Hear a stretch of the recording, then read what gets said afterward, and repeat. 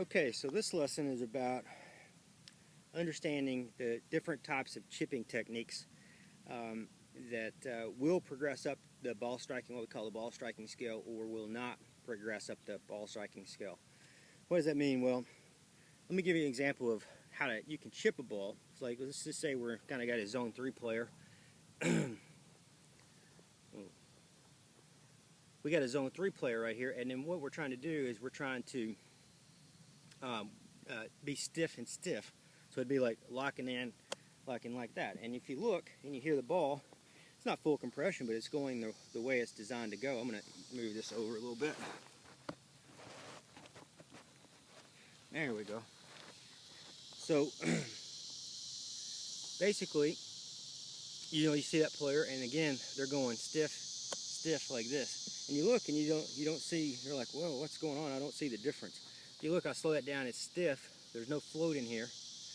And it's stiff, and I'm guiding it like this with my elbows. Even if I had my wrist down, I'm just kind of stiff and stiff.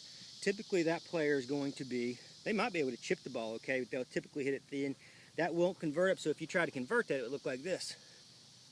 You see? That's why it won't convert up the ball striking scale. You may say, look, I can chip the ball okay, but that swing, when you try to swing exactly the same, won't convert up, okay? Then you've got the flipper. So you've got this player that, if you watch that ball landed exactly where it's supposed to, okay? Like that. I'm hitting pretty much where I'm supposed to. If I try to do that at full swing, I hit it, it has no power to it, it's to the left. It's just, there's no way you can be accurate. I'm missing so much in compression, initial start line, trajectory, and ball control, okay? I have no ball to club torque relationship. So then you've got the one that tries to go like this. That they try that what you consider a hinge and hold, and they do it, I wouldn't say the right way, obviously. They lean in front of it, and they stay behind it, and they trace their arms. You try to do that with a driver. You get the club stuck in the ground like that with a wedge. You hit a driver that gets about 10 feet off the ground and is not accurate. And that's why I'm saying that there's variations.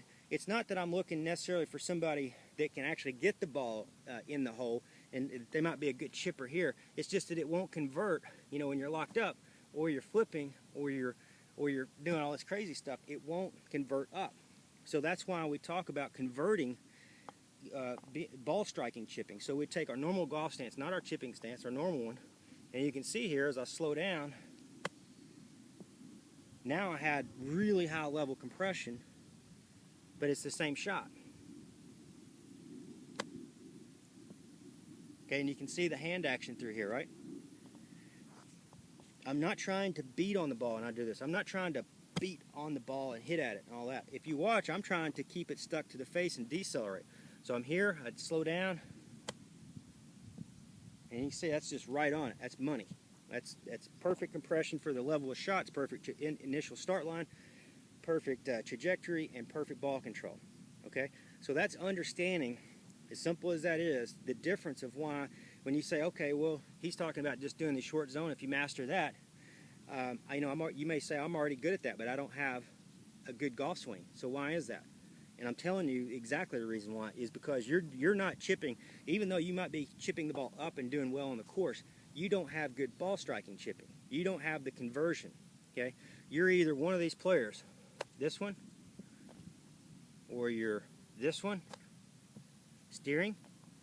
Now what I mean by steering is, you can imagine this is all just welded like this. You're this one, like that. That won't convert up either. It looks good on video, doesn't convert. Okay, or that one. That one right there, see, there's some, when I swing back, there's some softness here. The club comes to us, it slows down right there, and then I work all my components, those 4 essentials. I circle, keep the club head up and behind. I'm circling, just like that right there, okay? And then you just master that. Now I know when you get on a golf course, yeah, you may just step up here a little closer stance, and you might be a little more rigid. It's a shot. I'm not saying to take that shot away. I'm just saying that when you're practicing in this program, the shot I'm wanting you to master when you're doing this is this one. And then you can see it would just go in, we call it inchworm. So you get this one, then you would go a little bit longer, see I'm slowing down, and a little bit longer, a little bit longer, and a little bit longer. Now notice what I do on every one of those swings. Here, you don't see me swinging all the way through.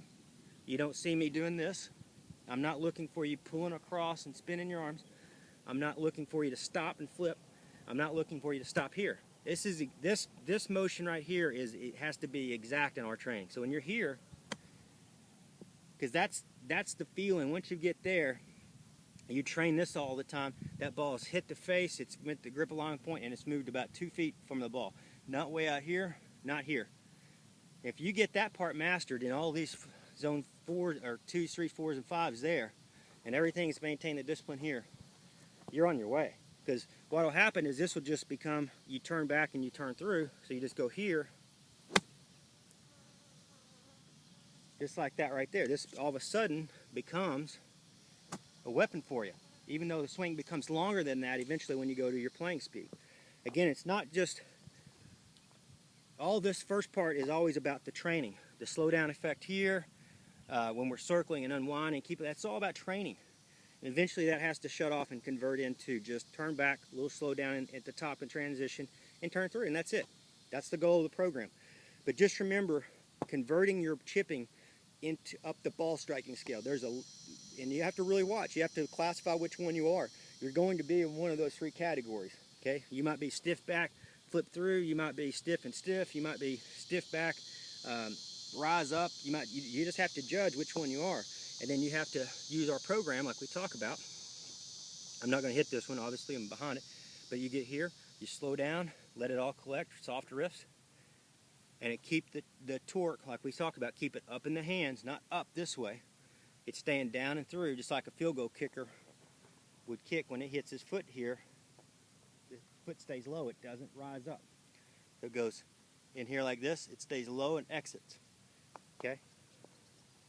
These soft hands will allow, when you get here and you have this soft hands, doesn't mean cock the wrist like this, not what I'm talking about.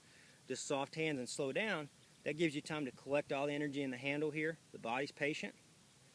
You know, circle, unwind, the 4 essentials. Just like that. Okay, so good luck with that.